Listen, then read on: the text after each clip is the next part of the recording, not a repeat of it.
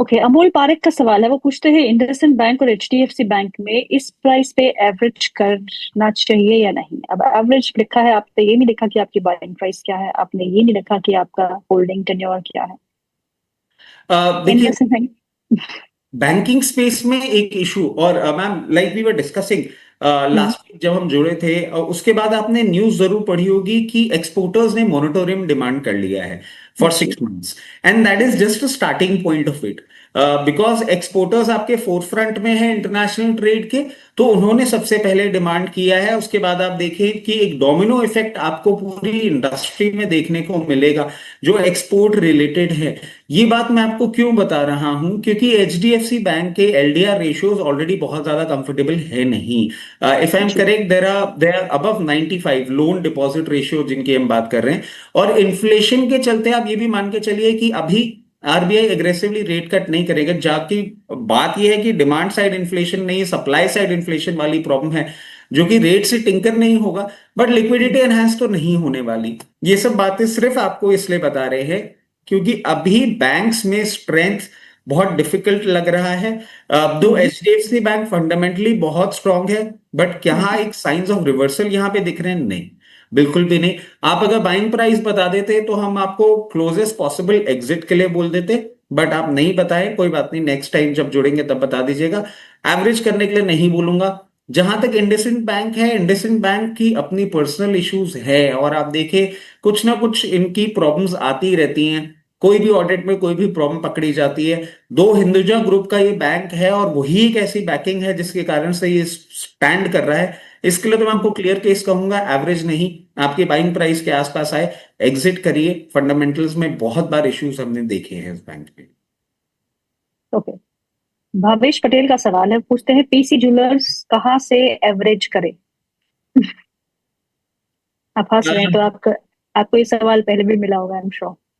नहीं, actually ma'am, ये सवाल से ज्यादा इम्पोर्टेंट प्रॉब्लम क्या है कि ये सेक्टर जो है, ये सेक्टर मुझे बिल्कुल भी, मतलब I am not convince with this sector.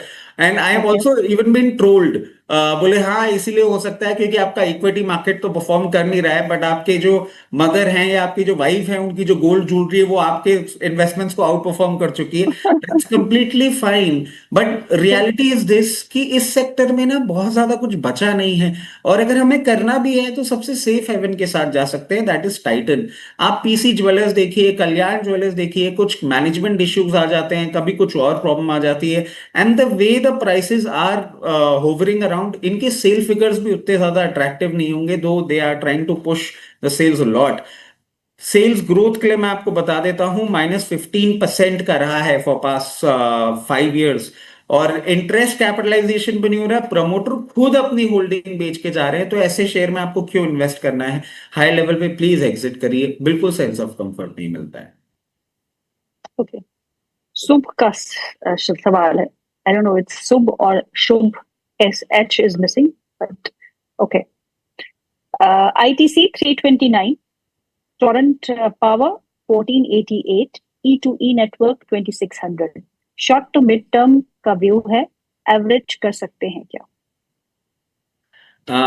एक एक करके ले लेते हैं। पहले टोरेंट पावर देख लेते हैं। आपका Torrent Power, ma'am I am so sorry, Torrent Power की इन्होंने क्या प्राइस बताई थी? 1488। तो there is no reason for you to average, 1461 पे तो चल रहा है। And that is the reason मैंने वापस पूछी कि मैं थोड़ा सा कंफ्यूज हो गया कि मैंने गलत तो नहीं सुना। आपने एक रीजनेबल प्राइस पॉइंट पे ले रखा है। इसमें एवरेज करने के बजाय मैं आपको दूसरी चीज सुझाना चाहूंगा। आप इसमें एक चीज जरूर देखिएगा कि आप एक स्टॉप लॉस जरूर बांध लीजिएगा इसमें। और अगर आप इसमें बहुत शॉर्ट टर्म पोजीशन लेके चल रहे हैं तो 1428 के नीचे मत देखिएगा। अगर मीडियम टर्म टाइम होराइजन के साथ इसको होल्ड कर रहे हैं तो ये बन जाता है वीक, अगर ये 1378 के नीचे क्लोजिंग करता है तो। अगर आप इसको as a short term trading bet ले रहे हैं तो 1500 1510 लेवल्स मिले एग्जिट करिए। अगर मीडियम टर्म के लिए आपने होल्ड किया है तो 1565 लेवल्स पे आप अपनी एग्जिट ढूंढ सकते हैं। उसके साथ साथ आईटीसी देखिए, पेन पॉइंट अभी इनके पास हो गया है थोड़ा बड़ा, क्योंकि जो एक्सपेक्ट कर रहे थे प्राइसेस में इंक्रीमेंट, सिगरेट प्राइसेस में इंक्रीमेंट वहां से बहुत ज्यादा आया है। Though they are doing an number of things. एक इन्होंने हम्म। नई सिगरेट भी इंट्रोड्यूस करी है which is relatively smaller in size to the bigger hmm. Cigarettes. वहां से एक सेल्स बूस्ट किस तरीके से मिलता है, बिकॉज हाँ, इस प्राइस हाइक के बाद थोड़ा सा अभी हमें क्वार्टर्स में पेन पॉइंट दिखेगा। This was not something that people were expecting. मतलब I am, it's a consumer item, so I'm hmm. just giving you a channel check about that. Hmm. नहीं एक सेंस ऑफ कंफर्ट मिल पा रहा है, तो अभी आपको एवरेज करने के लिए नहीं बोलेंगे। और हम्म। अगर आपको इसमें कोई सेंस ऑफ डिस्कम्फर्ट दिख रहा है, और हम्म। आपका जो बाइंग प्राइस है उसके पास ही 50 डे मूविंग एवरेज है 328 लेवल्स, वहां पे आप एग्जिट अपॉर्चुनिटी अपनी प्लान कर सकते हैं। One was E to E network. E two correct. E network को देखें, 2246 लेवल्स चल रहा है, बहुत ज्यादा एक मोमेंटम में आ गया था। उस मोमेंटम के चलते आप देखें जिस तरीके से जो एक नेगेटिव रिजल्ट्स इसके रहे हैं, या प्रमोटर होल्डिंग जो 20% रिड्यूस हुई है पास्ट 3 इयर्स में, ये फैक्टर भी निगेट होने लग गया था। अब थोड़ा सा अपना वैल्यूएशन जस्टिफाई करने पे लगा हुआ है ये। यहाँ पे एवरेज करने के लिए मैं नहीं बोलूंगा। किसी भी मार्केट करेक्शन में अराउंड 2020 2040 लेवल्स पे मिले, वहां पे आप एवरेज प्लान करिएगा, यहाँ नहीं। ओके। आरती जी का एक और सवाल है। वो कहती हैं टाटा मोटर्स पैसेंजर व्हीकल है, उनके पास 35% का loss. Tata Motors commercial vehicle है, उस पे 15% का लॉस हो। क्या करूं, होल्ड करूं या सेल करूं? स्टॉप लॉस और टारगेट क्या होगा, प्लीज बता दीजिए। देखिए आरती जी, टाटा मोटर्स के लिए अगर आप देखें ना, तो स्टॉक से ज्यादा ग्रुप की प्रॉब्लम चल रही है अभी। इसमें बहुत सारे इश्यूज इनके खुद के भी चल रहे हैं, और मैं नहीं बोलूंगा इन लेवल्स पे आप एग्जिट करें। कोई प्रॉब्लम नहीं आई है अगर आप वैसे देखें। और टाटा मोटर्स की अगर हम बात करें कमर्शियल व्हीकल स्पेस की, तो इस वीक में न्यूज भी आई थी कि इन्होंने 1.5% के आसपास अपना प्राइस इंक्रीज किया है, which in turn at least I took it in a very positive manner. क्योंकि अगर आप प्राइस इंक्रीज कर रहे हैं तो आपका जो मार्जिन प्रेशर है वो थोड़ा सा कूल ऑफ होगा, और आप इस तरीके की डिमांड एक्सपेक्ट कर रहे हैं, उससे सेल्स में मुझे नहीं लगता कोई बहुत बड़ी प्रॉब्लम आनी चाहिए। आपके रेवेन्यू मार्जिन इंप्रूव होंगे। तो अब पैसेंजर व्हीकल की हम पहले बात कर लेते हैं, आराम से होल्ड करिए, कोई प्रॉब्लम वाली बात नहीं दिख रही है। जैसे ही मार्केट आपका थोड़ा सा नॉर्मलाइज होगा, ये 500 प्लस लेवल्स पे आपको देखने को मिलेगा, आप तब चाहें तो अपना थोड़ा सा प्रॉफिट बुक कर सकते हैं। अगर आप स्टॉप लॉस की बात करते हैं, 446 चल ही रहा है और आपको नहीं अच्छा लग रहा, तो 386 के एक स्टॉप लॉस के साथ आप इसमें अपनी पोजीशन मेंटेन करें। पैसेंजर व्हीकल स्पेस में हम देखें, इसमें जितने पॉजिटिव डेवलपमेंट्स हो रहे थे वो सारे के सारे एकदम से नेगेटिव हो गए। जब हमने ईयू इंडिया ट्रेड डील देखी थी, तो हमें ये भी लग रहा था कि land rover, range rover, Jaguar जो इंडिया में कंज्यूम होती है वो रीजनेबल प्राइसिंग पे हो जाएगी, और इनका जेएलआर का जो बेनिफिट है वो अब देखने को मिलेगा। बट अब सिचुएशंस ही ऐसी होती हुई दिख रही हैं कि बहुत सारी चीजें कॉल ऑफ हो गई हैं। फिर ईवी सेल्स हम देख रहे हैं कि अब जिस तरीके से पेट्रोल का थोड़ा सा मामला डिफिकल्ट होता हुआ दिख रहा है, ईवी सेल्स भी आपकी इंप्रूव होती हुई दिखनी चाहिए इन टाइम टू कम। तो कोई प्रॉब्लम वाली बात नहीं है, आप पोजीशन मेंटेन करें। जैसे ही मार्केट ठीक होगा, आपको बहुत जल्दी ये 580 लेवल्स तक, 380 लेवल्स तक आता हुआ दिख सकता है। और अगर आप इसमें स्टॉप लॉस कहीं खोज रहे हैं, तो मैं कहूंगा 298 के स्टॉप लॉस के साथ पोजीशन मेंटेन करना चाहिए। ओके, जैसे आपने ईवी की बात की तो अगला सवाल भी ईवी पे ही है। रिजवान खान का सवाल है, एथर एनर्जीज पर स्विंग ट्रेडिंग के लिए कैसा रहेगा और टारगेट क्या होगा? देखिए एथर एनर्जी आप देखिए मैम, जिस तरीके से अभी इसने एक मूवमेंट किया है, एक ब्रेकआउट तो जरूर दिया है। अगर आप ऐसा कोई ट्रेड इसमें प्लान कर रहे हैं, तो एक चीज समझ लीजिएगा, आपके स्टॉप लॉसेस बहुत दूर निकल के आ रहे हैं और टारगेट बहुत पास आ रहे हैं। 751 पे अभी ये चल रहा है। जो स्टॉप लॉस मैं देख पा रहा हूँ वो 688 का देख पा रहा हूँ, और जो टारगेट देख पा रहा हूँ वो 780 तक का ही देख पा रहा हूँ। So you need to understand risk reward इस मूवमेंट के बाद बहुत ज्यादा फेवरेबल नहीं है। But these are two levels, आप अकॉर्डिंगली अपनी चीज मैनेज कर सकते हैं। प्रियंका जी का अगला सवाल है, जय श्री कृष्णा रचित जी, एसोसिएट अल्कोहल तिलक नगर सुब्रोज, 25% लॉस है, एवरेज अभी करूं या वेट करूं? देखिए, एक तो इनके पास है associated alcohol, Tilak Nagar and सुब्रोज।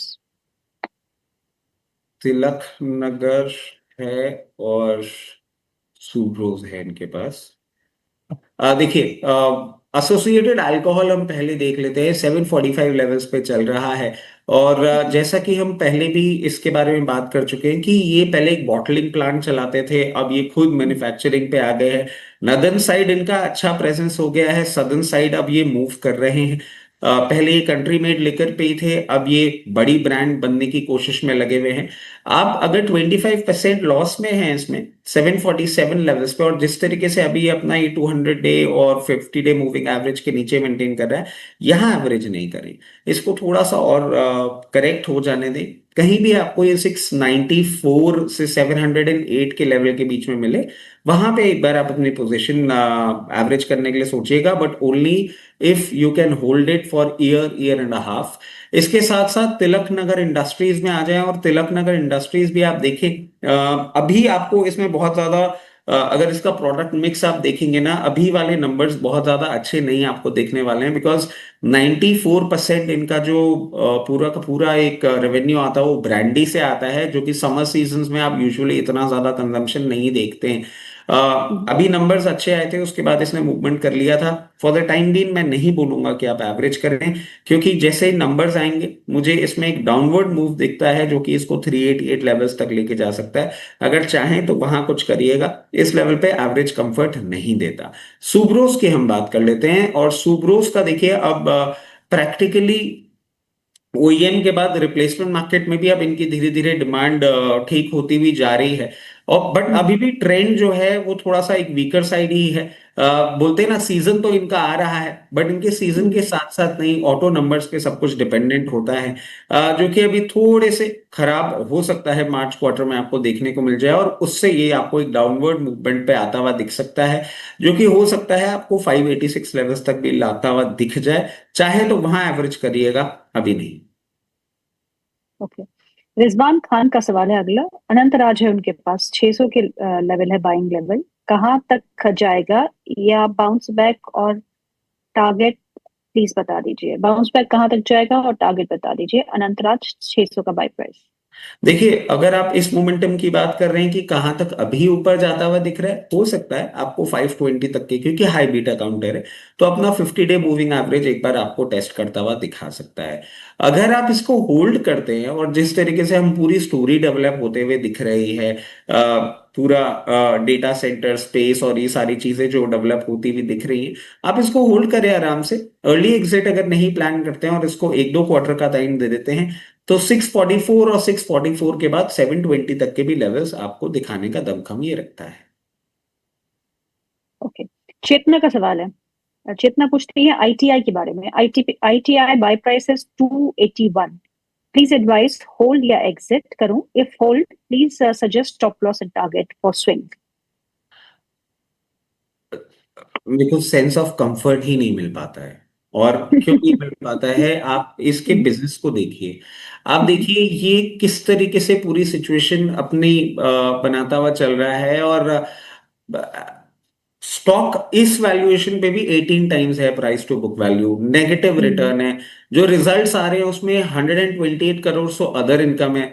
Company के डेटर डेज बढ़ गए हैं, कुछ भी अच्छा नहीं है। मैं आपको ये बोलूंगा, प्लीज इसमें से जल्द एग्जिट करें। और ma'am, like I was telling you back stage की ना, लोग थोड़े से मोमेंटम को चेस करते हुए फंस जाते हैं, ये वैसे ही जी। काउंटर होते हैं, आप फंस जाएंगे इसमें। आपको हाई लेवल जहां मिले 276 278 लेवल जहां मिले, प्लीज एक बार इसमें से एग्जिट कर लीजिए। फंडामेंटली कंपनी खराब है, कभी कभार चलती है और लंबे समय के लिए नहीं चलती है। जी चलिए, अगला सवाल गणेशा जी का है। पूछते हैं NMDC 83, Tata power 400, ICICI bank 1413, तीनों ही बैंक स्टॉक्स में क्या करना चाहिए? ये सारे आपने अभी खरीदे हैं? आई डोंट नो। हाँ, मतलब मैं आपको बता रहा हूँ ना मैम, क्यों, reason why I am saying this. Tata Power यहीं पे लिए, अभी क्या हो रहा है ना, पावर सेक्टर में एक मूव आया है, and if we again go back year, तब भी ये सिचुएशन हुई थी। अप्रैल, मार्च अप्रैल का टाइम था, पीक पावर डिमांड आएगा, ये होगा वो होगा, and everybody got into power, and then for entire 1 year all of us more were, than that. हाँ हाँ, more more than, than that, yeah. And we were inquiring कहाँ exit होगा, फंसा दिया तुम लोगों ने। Only factor is Russia Ukraine war ने अल्नीनो किया था, रेन्स जल्दी आ गए थे। वेस्टर्न फोर्स फ्रंट पे भी वही सिचुएशन हो रही है, and if I am correct आज शायद इंटरनेशनल वेदर डिपार्टमेंट का रिपोर्ट आने वाला है about how the weather will evolve this year. एक बार वो आ जाएगा, हो सकता है फिर पावर में हमको प्रॉब्लम दिखे। तो प्लीज, पावर में आप इन लेवल्स पे एंटर कर रहे हैं, फिर पूरे साल आपको एक प्रेशर पॉइंट झेलना पड़ेगा। ये हाई बीटा काउंटर नहीं है। टाटा पावर, जहां आपको ऊपरी लेवल एग्जिट मिले, प्लीज एग्जिट अपना रजिस्टर करिए। और मैं समझता हूं 408 से 412 के लेवल पे मिले, आप